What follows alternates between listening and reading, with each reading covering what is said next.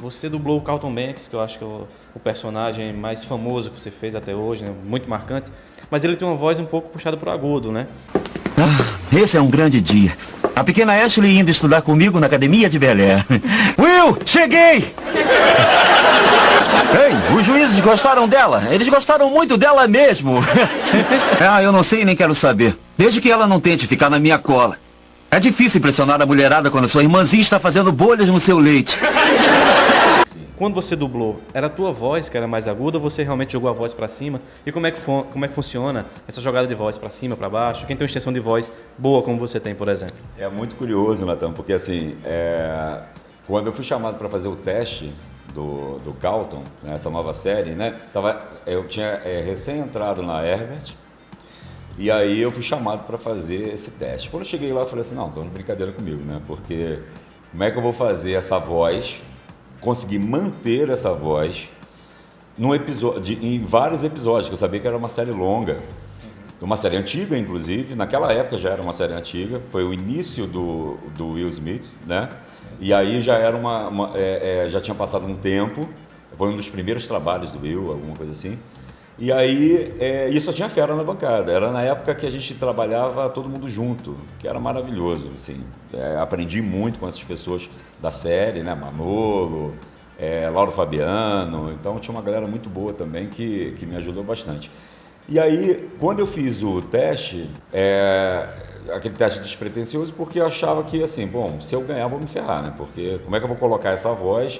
No teste, eu coloquei a voz na cabeça, porque o grave realmente não cabia para o personagem, principalmente no início da série, onde o Alfonso Ribeiro, ele era mais jovem ainda. E aí colocava a voz na cabeça mais ainda. E o Alfonso Ribeiro E ele também é dublador. Isso. Exatamente, ele é dublador. E aí aquela facilidade com essas vozes todas. Então, assim, isso era bem difícil. E aí, rapaz, eu passei. E aí, aí eu passei e eu fiquei super preocupado porque eu não sabia o que fazer daquilo. Era uma oportunidade bacana. Eu já estava há um ano e pouco no mercado. Eu tinha passado por várias coisas e aí essas coisas realmente fizeram com que eu tivesse mais segurança. Mas eu ia gravar na bancada com várias feras, né? Então, assim, isso também o psicológico mexeu muito por conta disso. Mas encarei, porque não tinha outro jeito, tinha que encarar mesmo. E aí coloquei a voz na cabeça, né? Então, quando eu coloco essa voz na cabeça, funciona para o personagem. Agora, o grande lance nessa época era realmente manter isso.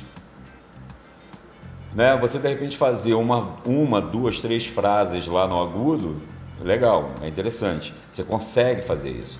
Mas você manter um personagem e tudo. Então, os primeiros episódios dele, teve uma época até que eu assisti, realmente eu conseguia perceber essa diferença, sabe?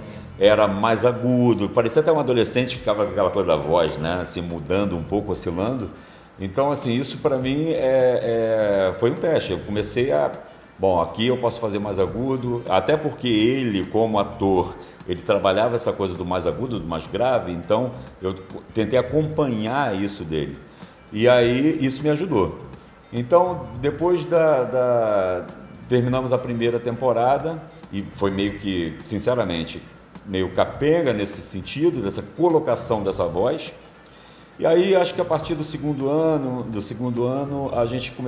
eu comecei a me apropriar, né, do personagem, e aí a coisa funcionou melhor. Eu tinha mais prazer, eu tinha vontade, era bem bacana. Foi um personagem que realmente sou lembrado por ele, as pessoas gostam muito, pedem para eu fazer a voz, né, até porque muitas pessoas não associam a minha voz mesmo falada, até mesmo por conta de outros personagens, a voz do Carlton. Desde o começo eu me preocupava nessa questão da voz em relação ao trabalho. Por quê? Porque eu acho que cada personagem, tudo bem, o dublador ele tem uma voz, ele tem várias vozes, mas ele tem um tom que é dele, ele tem a interpretação que é dele. Mas eu acho que cada um merece um molho diferente.